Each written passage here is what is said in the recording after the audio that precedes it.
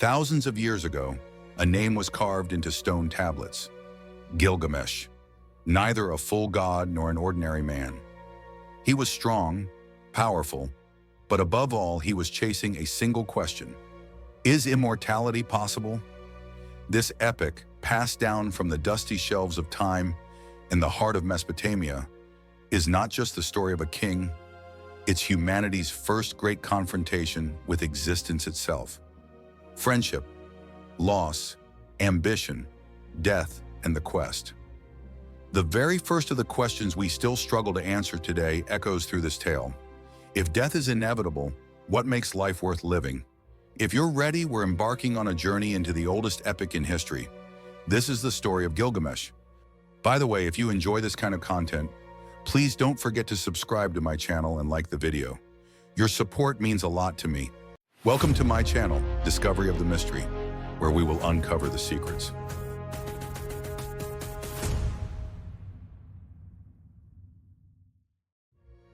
Today, I'm going to tell you about one of the oldest and most captivating epics in human history, the Epic of Gilgamesh.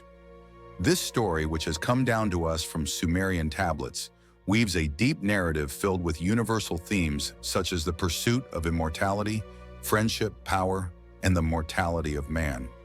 Yet one mystery still remains.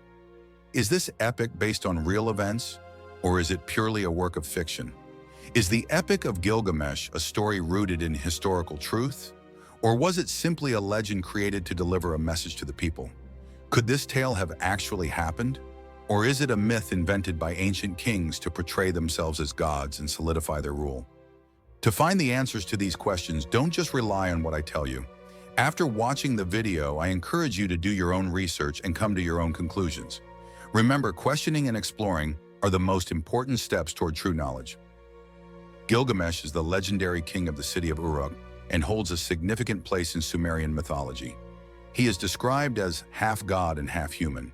His mother was the goddess Ninsun, and his father was a mortal king. This divine and mortal lineage granted Gilgamesh extraordinary strength and wisdom. However, that same power also led him to become an arrogant and tyrannical ruler.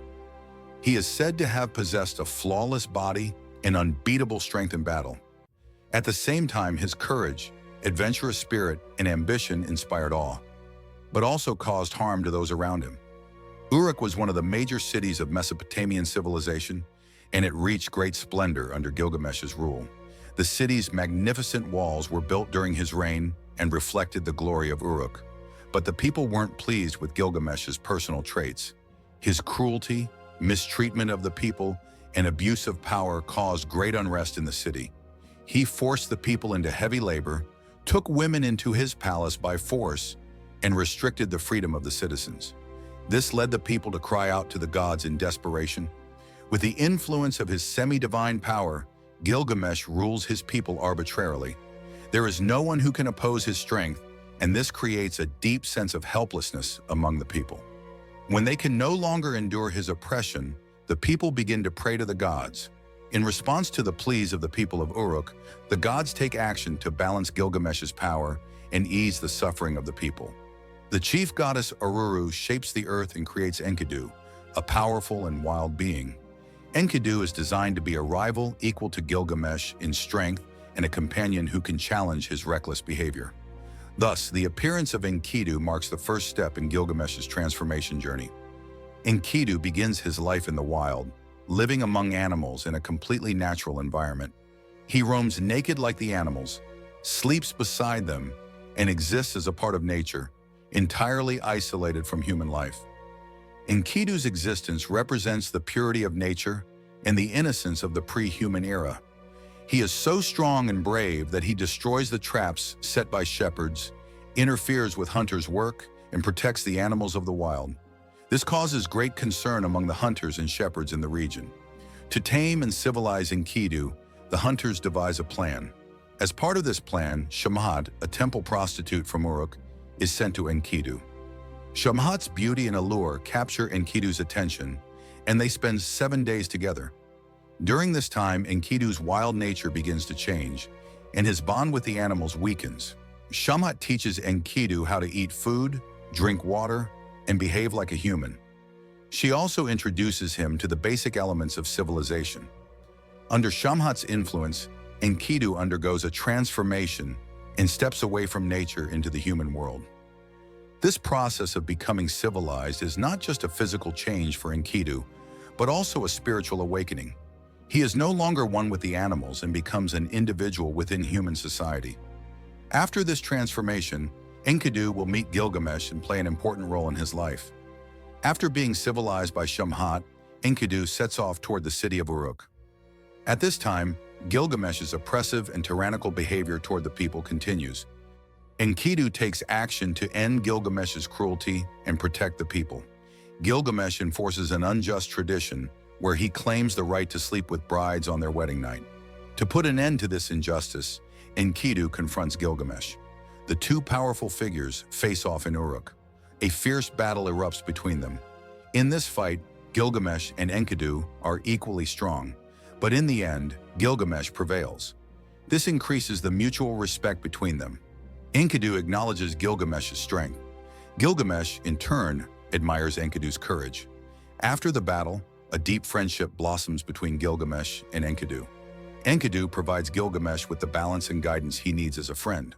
This friendship softens Gilgamesh's cruel nature and initiates a significant transformation in his character.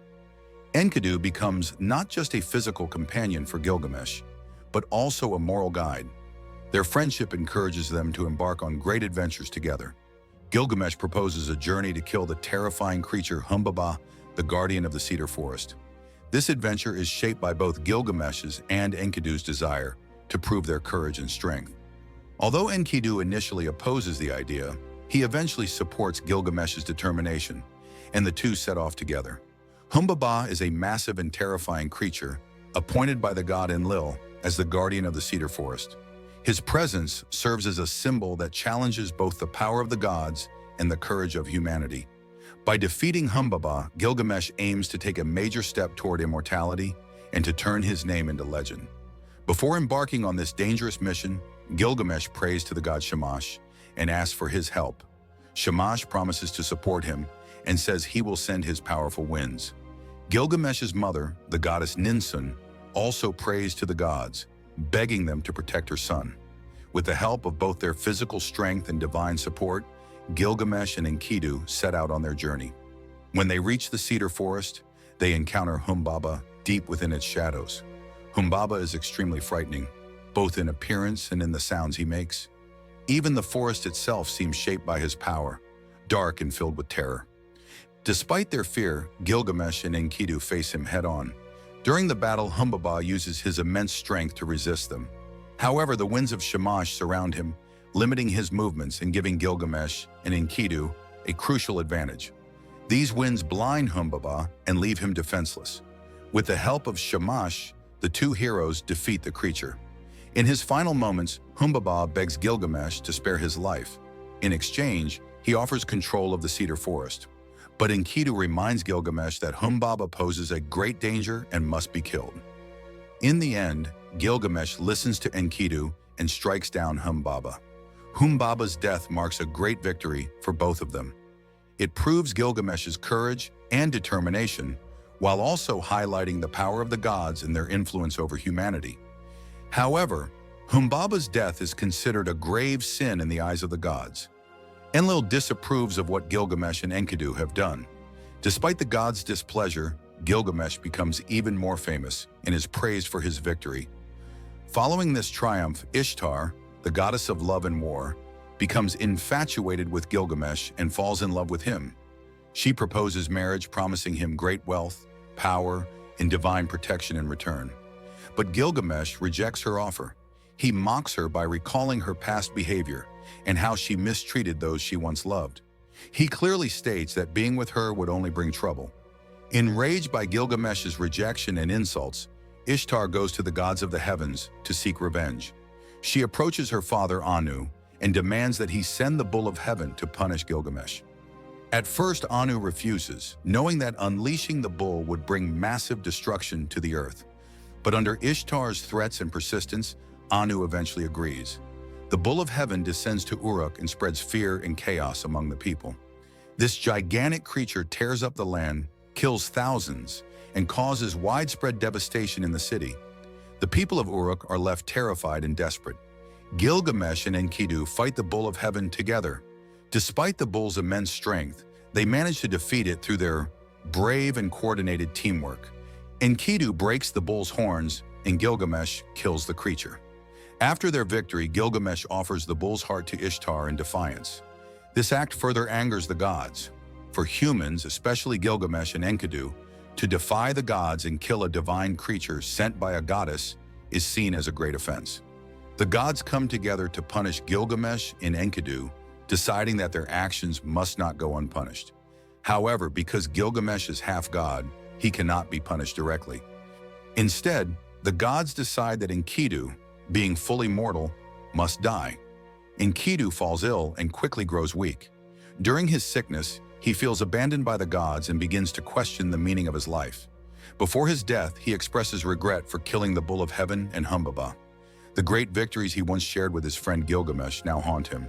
As death approaches, it becomes a nightmare for Enkidu, and eventually he dies.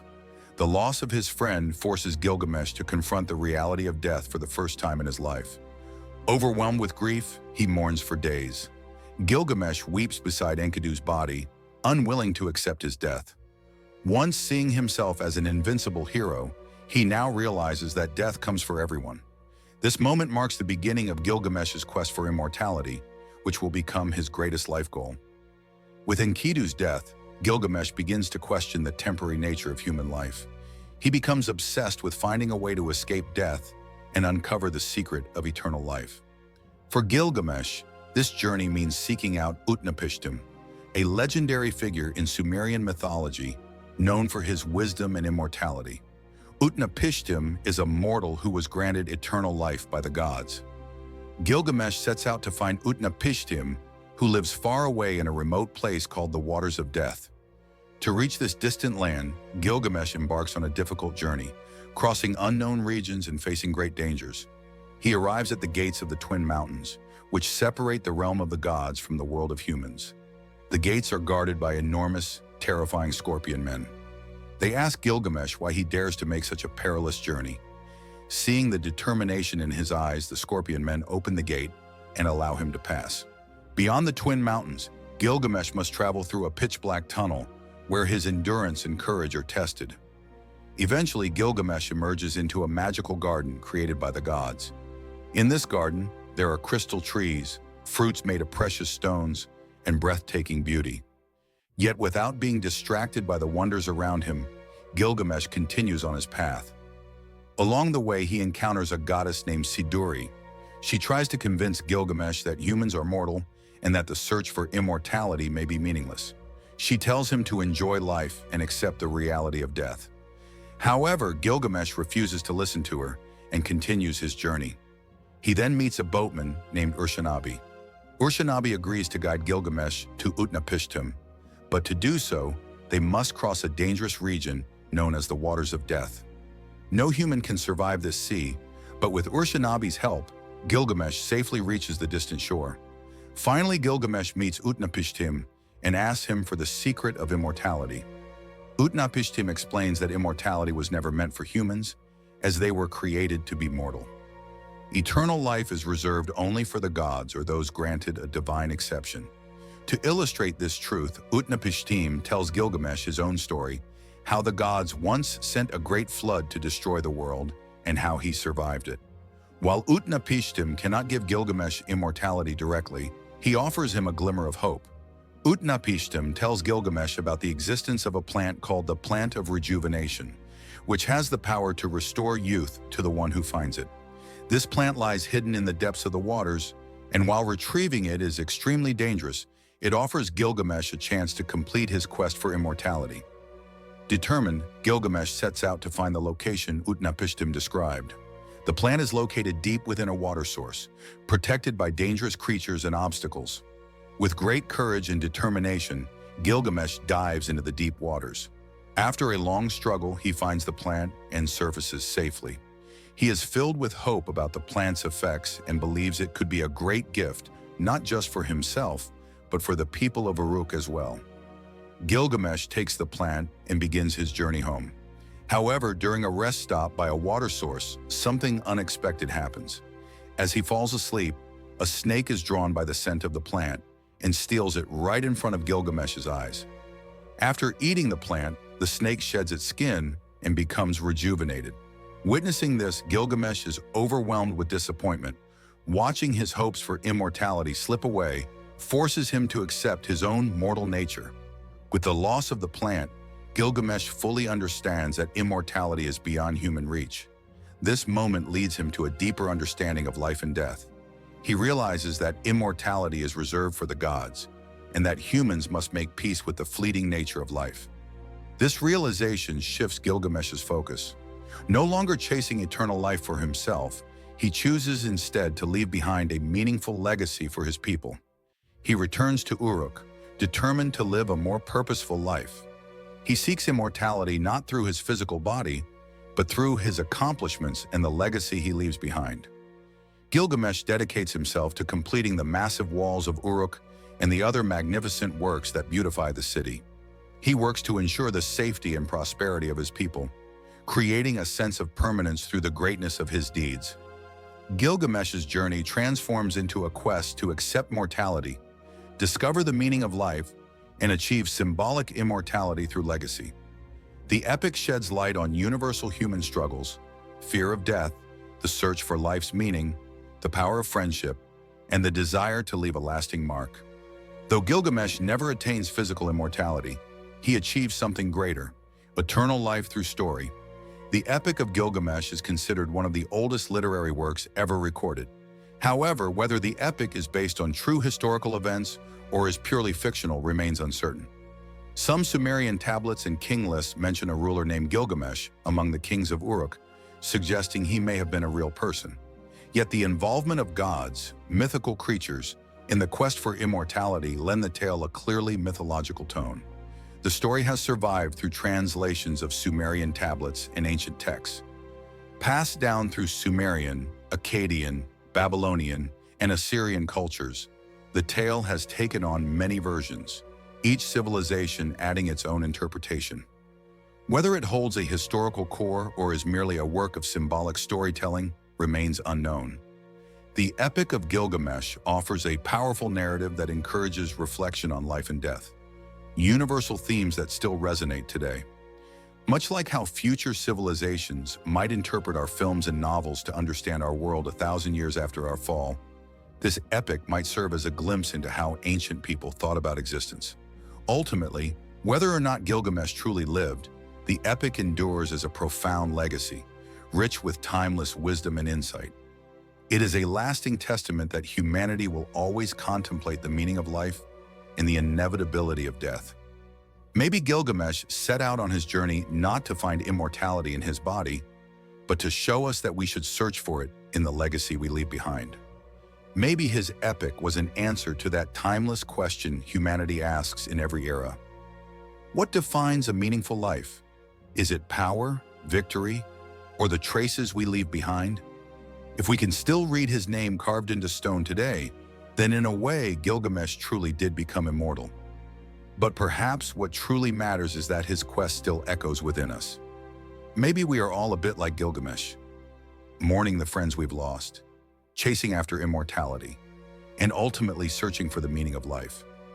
So what do you think Gilgamesh really found in his search for immortality? Don't forget to share your thoughts in the comments. Thank you for watching the video. If you enjoy this kind of content, don't forget to subscribe to my channel and stay tuned. You can show your support by liking and commenting. See you on the next journey.